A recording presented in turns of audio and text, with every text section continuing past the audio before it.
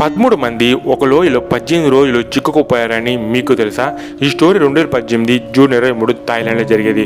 ఒక junior football team వాళ్ళ ప్రాక్టీస్ని ముగించుకొని ఒక టెంపుల్కి వెళ్దామని తన అసిస్టెంట్ కోచ్తో కలిసి ఆ టెంపుల్కి వెళ్తారు.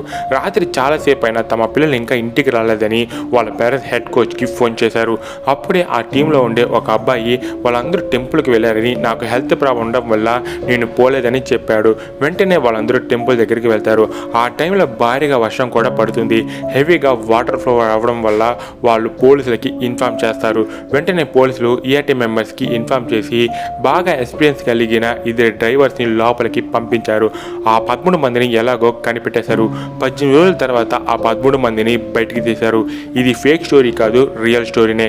ఈ వీడియోను చూస్తున్నప్పుడు మీకు మైండ్లో మంజుమల్లి బాయ్స్ సినిమా గుర్తుకొస్తే కామెంట్లో మీ బెస్ట్ ఫ్రెండ్ యొక్క నేమ్ని ఎంటర్ చేయండి.